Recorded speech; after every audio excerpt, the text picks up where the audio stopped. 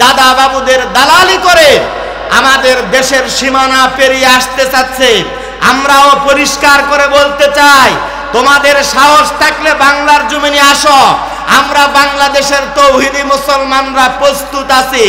গোপালগঞ্জের মানুষের যেমন পাছা লাল করে দিছে পিঠা, তোমাদেরও একই অবস্থা করবে বাংলাদেশের মুসলমান। কথা বলেন ঠিক কিনা? আমার দিকে তাকান। এই কিতাবের নাম কি একটু মন খুলে বলেন তো ভাইয়া? কোরআনুল কারীম। এর সুইচ আছে আল্লাহ তাআলার হাতে।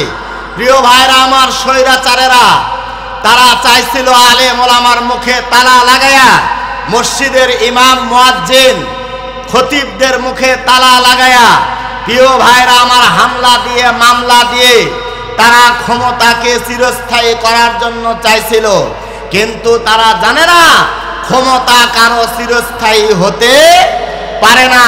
ইতিহাস পড়ে দেখেন, ফেরাউন চাইছিল, তিনি আল্লাহ দাবি করছিল, কিন্তু তার আল্লাহ দাবি আপনার নীল নদের মধ্যে গিয়া পানি খায়া মুখের মধ্যে কাদা ভরে দিয়ে আল্লাহ রাব্বুল আলামিন তাকে বিদায় করে দিয়েছে।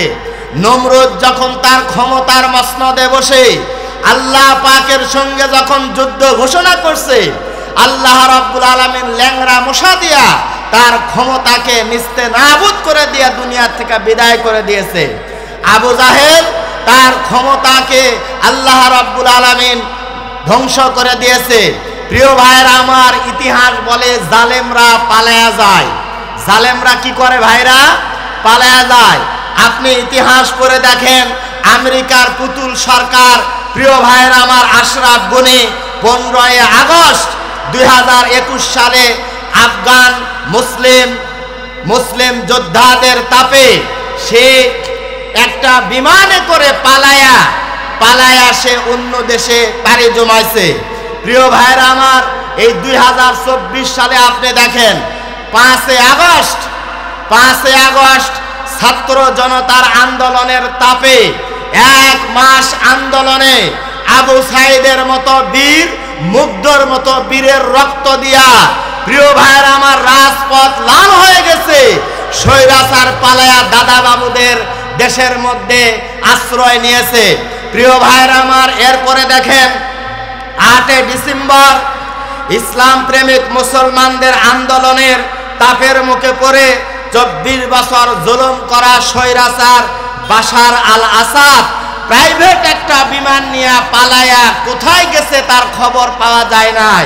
প্রিয় ভাইরা আমার, ইতিহাস সাক্ষী, জালেমরা কখনো ক্ষমতায় টিকে থাকতে পারবে না। জালেমরা পালায়া যায়, পালাইতে বাধ্য হবে ইমানদারের আন্দোলনের তাপে। কথা বলেন ঠিক কিনা? প্রিয় ভাইরা আমার, ইতিহাস সাক্ষী আছে, ইতিহাস আমরা ভুলি নাই। আমরা দেখছি এই স্বৈরাচারেরা আলেম ওলামা আল্লামা মামুনুল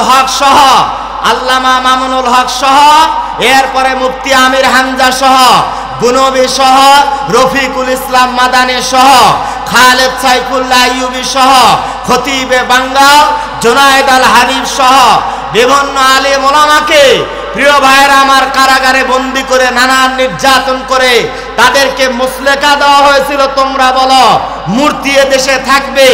এদেশে উলামায়ে কেরাম কখনো জোর দিয়ে শক্তি দিয়ে কথা বলতে পারবে না। প্রিয় ভাইরা আমার, তারা বলছিল নারায়ে তাকবীর আল্লাহু আকবার, এটা দলীয় স্লোগান।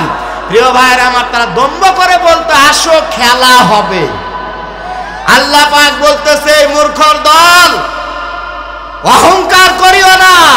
অহংকার আমি আল্লাহর গায়ের চাদর, আমি আল্লাহর গায়ের চাদর নিয়ে যারা টানাটানি করছে যুগে যুগে তারা টিকতে পারে নাই, তোমরাও টিকতে পারবে না। প্রিয় ভাইরা আমার, এই স্বৈরাচার পালায়া যায় এখনো প্রিয় ভাইরা আমার শান্ত হয় নাই। ওপার থেকে মাঝে মধ্যেই উকি দিয়ে আসতে চাচ্ছে, কখনো কিস্তি লীগ, কখনো রিক্সা লীগ, কখনো ইসকন নামের সংগঠন তৈরি করে দাদা বাবুদের দালালি করে আমাদের দেশের সীমানা পেরিয়ে আসতে চাচ্ছে। আমরাও পরিষ্কার করে বলতে চাই, তোমাদের সাহস থাকলে বাংলার জমিনে আসো। আমরা বাংলাদেশের তৌহিদি মুসলমানরা প্রস্তুত আছি।